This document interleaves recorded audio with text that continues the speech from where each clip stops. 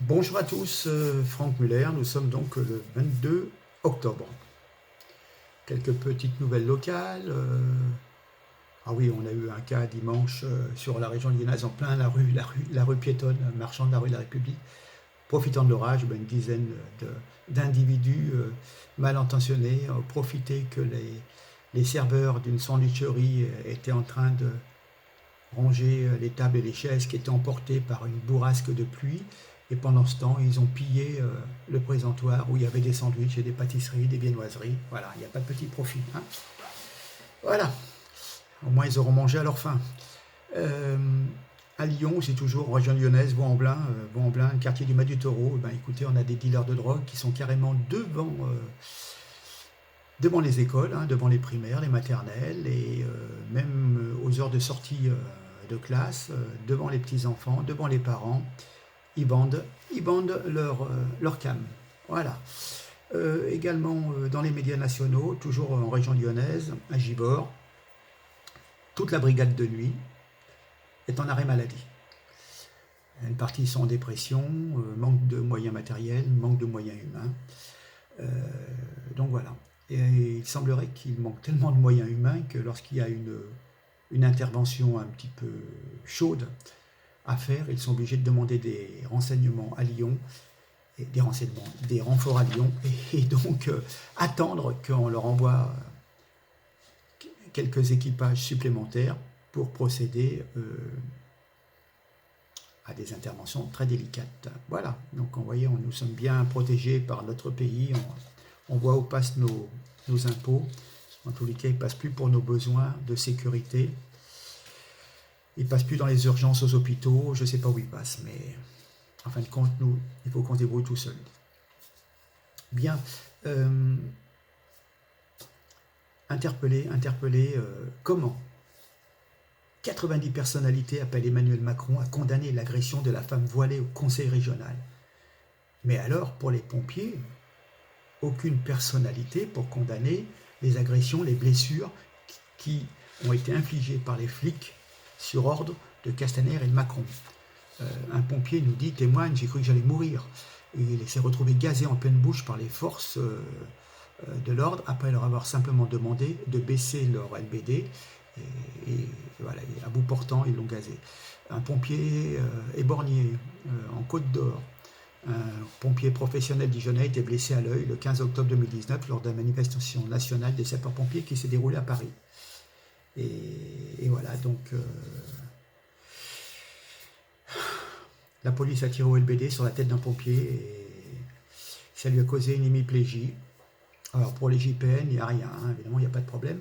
Et donc, ce monsieur, il perd son boulot de pompier, il a perdu un œil. Hein.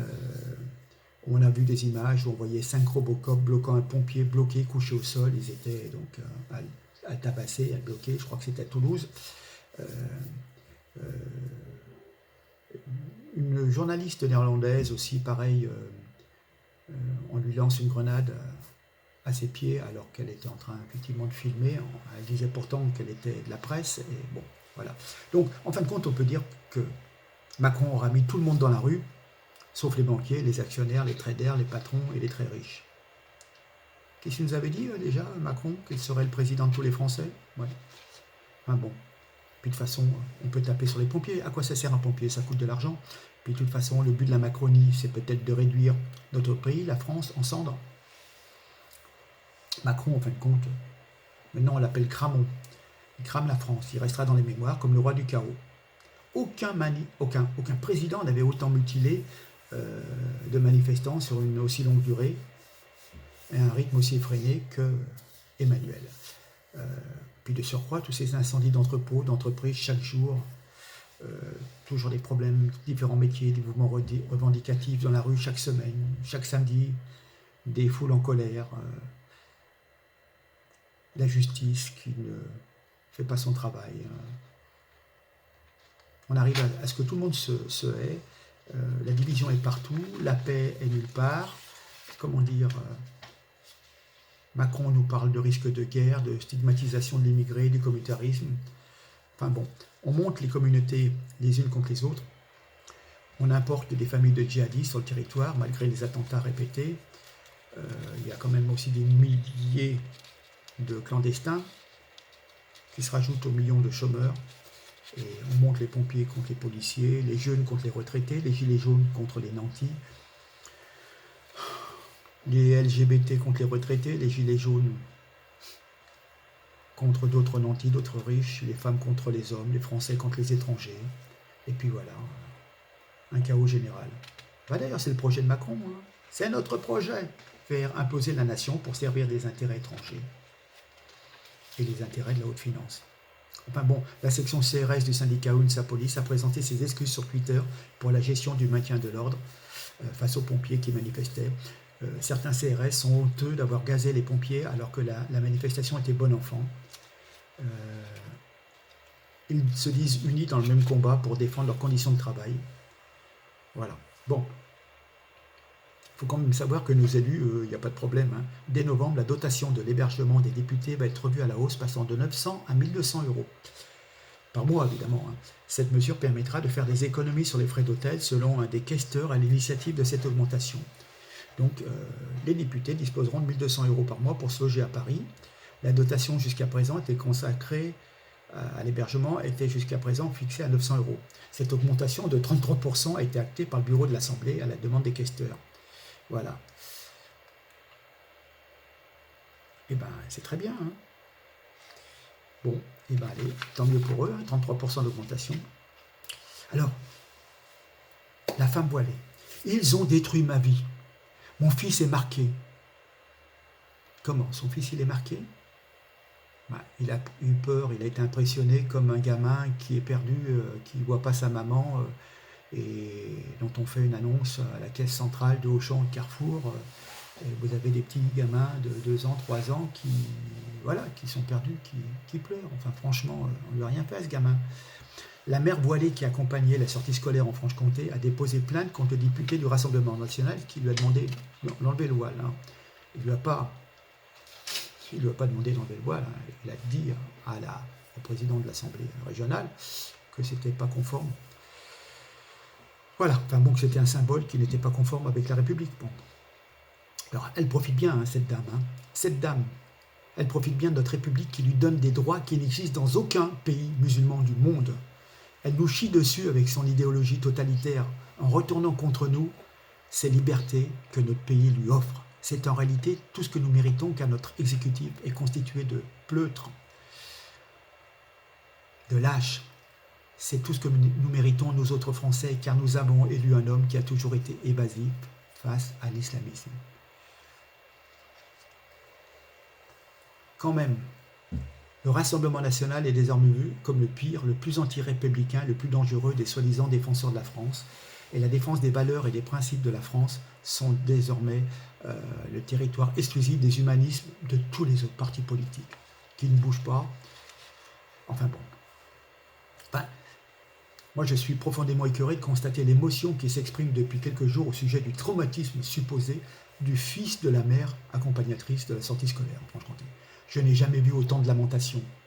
Mais lorsque des enfants juifs ont été assassinés en 2012 dans leur école à Toulouse, n'est-ce pas? Ça oui. Leur vie a été détruite. Hein. Toutes les victimes de Charlie, toutes les victimes, les dizaines de victimes du Bataclan. Là, on peut dire que la vie de leur famille a été détruite. Oui. Et encore récemment, les victimes de la préfecture de Paris qui laissent des orphelins. Là, oui, leur vie est détruite. Ça, oui, c'est toutes les victimes de l'islamisme, de la terreur. Là, oui, ça peut vous retourner les tripes. Mais pas quelques bavardages à l'Assemblée régionale. Le voile, ce voile-là, renvoie à une religion qui n'est pas reconnue culturellement par beaucoup de Français comme une composante de la culture française. C'est quelque chose qui nous est importé, qui n'était même pas courant dans les pays musulmans du Maghreb et qui, à force, commence à prendre place. La femme n'a pas eu ses droits gratuitement. Il a fallu un long combat au fur et à mesure pour se libérer de la dictature des traditions et des différents dogmes. Tôt ou tard, il faudra bien comprendre que c'est à l'islam de s'adapter avec les valeurs de la République et ce n'est pas à la République de s'adapter à l'islam.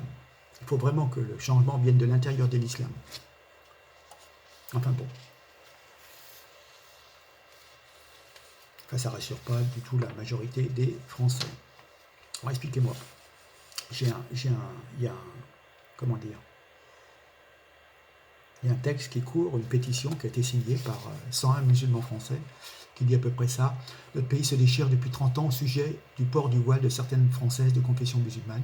Ces femmes sont de plus en plus nombreuses, car l'influence des prédicateurs extrémistes est très forte. Le sujet est donc grave, beaucoup de choses sont dites, beaucoup de choses sont fausses. Il est grand temps que nos compatriotes sachent que le port du voile ne fait pas l'unanimité chez les musulmans. Il ne relève pas du culte, contrairement au jeûne du Ramadan et aux 5 prières quotidiennes. Ce n'est pas un signe religieux, puisque l'islam réprouve tout fétichisme matériel. D'ailleurs, les musulmans, ça n'existe pas. Il y a des musulmans, des pratiques, des interprétations et des convictions. Ces clivages et oppositions existent depuis le 7e siècle. Pour certains musulmans, le port du voile est le signe ostentatoire d'une compréhension rétrograde, obscurantiste et sexiste du Coran. Voiler les femmes, c'est stigmatiser leur présence dans l'espace public, faire d'elles des citoyennes assignées à la scandaleuse identité de subordonnées aux désirs supposés des hommes. Dans le beau pays lutte pour aller toujours vers plus d'égalité entre les sexes. Le sexisme et la diabolisation du corps des femmes, ce sont des choses qui sont contraires aux idéaux de la République, de notre patrie. On affirme que c'est bien le voile qui stigmatise les femmes. On ne stigmatise pas les musulmans. C'est le voile qui stigmatise.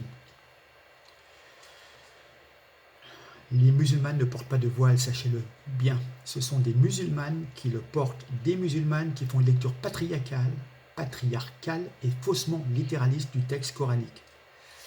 Ce sont des musulmanes et des musulmans qui refusent l'intelligence de la foi, qui refusent d'allier la foi avec l'exercice de la raison critique.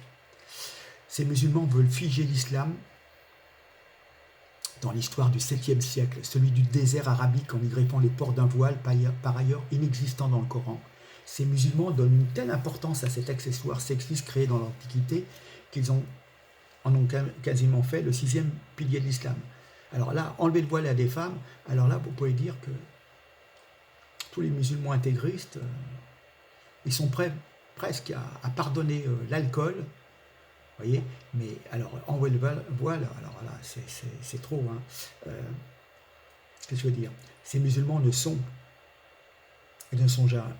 jamais que des musulmans traditionnalistes qui, par leur affichage, sont plus visibles que les autres, et ils font pression pour communautariser leurs coreligionnaires un maximum, pour les influencer et pour les pousser à des pratiques beaucoup plus rigoristes qui n'ont rien à voir dans la République française. Donc plein de musulmans modérés ont décidé de faire entendre leur voix. On ne peut pas rester spectateur lointain et désabusé d'un débat qui a tant d'importance. La question du voile est un sujet de discorde à l'intérieur même des écoles juridiques sunnites officielles. Voilà, donc il faut peut-être soutenir les musulmans modérés qui se font maintenant entendre. Voilà, ne confondez plus les musulmans orthodoxes qui prônent le sexisme par le port du voile. C'est un réflexe identitaire plus que religieux, ne pas tout amalgamer. Alors, on nous a fait un battage. Une femme portant le voile, elle est stigmatisée en public. Oh la pauvre. Son enfant vient la rejoindre en pleurant. Comment ne pas être touché par cette image? Tout le monde scandalisé, mais voyons, vous êtes naïfs. On dirait presque une opération montée par les plus rétrogrades des salafistes qui ont su habilement utiliser le registre de la victimisation. La distribution était parfaite. Les acteurs doués, la gentille dame voilée, dévouée pour accompagner les enfants. Son fils est traumatisé par l'humiliation publique. Est-ce qu'il a compris encore ce qu'on voulait à sa mère? Franchement, le méchant élu Rassemblement National qui ne respecte pas la loi. Quelle loi? Enfin bon, moi j'ai été étonné par la surexploitation médiatique, l'hystérie de certains journalistes, le cœur des éternels indignés qui profitent de cette affaire pour défendre leur conception salafiste de la République. Et la réaction surjouée de la victime qui prétend qu'on a détruit sa vie, comme C'est comme si elle était dans la famille des morts de l'attentat de la préfecture. Enfin bon, enfin, ça fait pchit. Hein. D'ailleurs, on lui a ouvert une cagnotte, elle a déjà récupéré de l'argent. Puis maintenant, elle va demander des dommages et intérêts. Franchement, mais on est manipulé, abusé, des millions de Français tombent dans le piège. Enfin bon, c'est vraiment ignoble et dégueulasse. Enfin bon. Je continue. Ah oui, ouais, la petite guéguerre, ça s'est un peu calmé, mais la Turquie envoyait des rebelles syriens avides de revanche.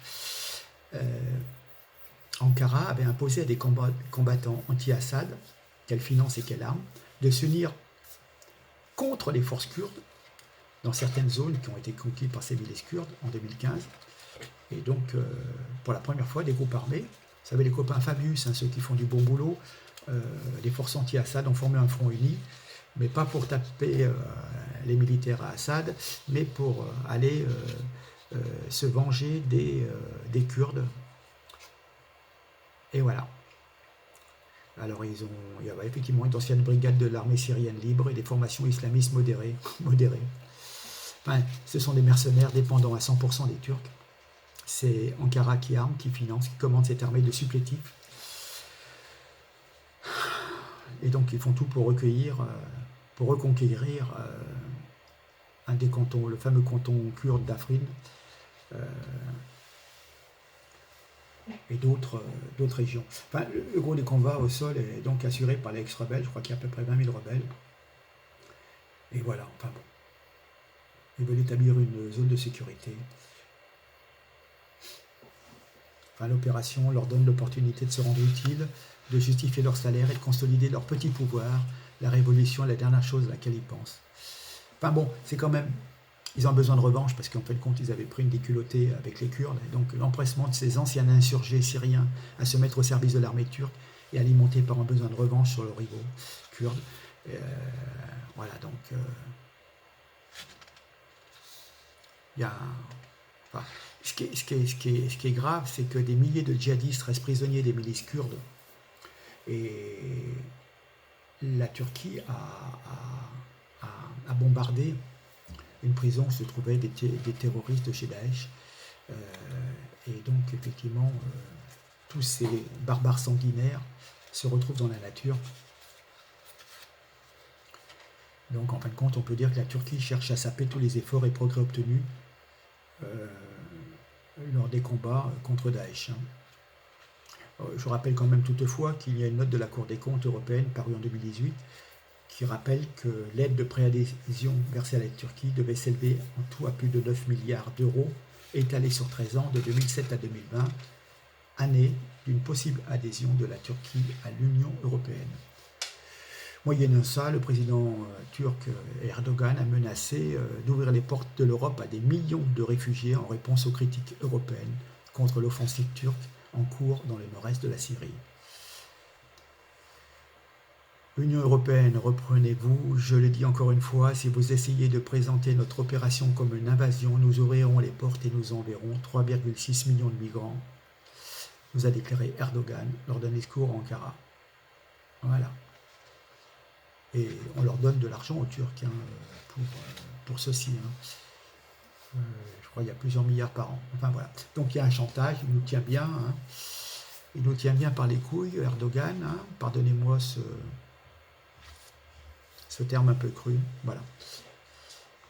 Je vais vous laisser. On continue notre combat sur Lyon, sur la métropole, pour les prochaines élections. Petit à petit, il y a de nouvelles données. Il y aura une réunion d'ici une semaine. Mais donc, je referai une autre vidéo d'ici là. Voilà. Écoutez, un peu triste d'humeur, mais bon. Je vous laisse. Je vous dis à très bientôt. Partagez, likez, commentez si vous le souhaitez. Allez, à très bientôt. Et puis attention, le voile noir, c'est le voile des salafistes. Voilà. Allez, à très bientôt. Ciao. Merci.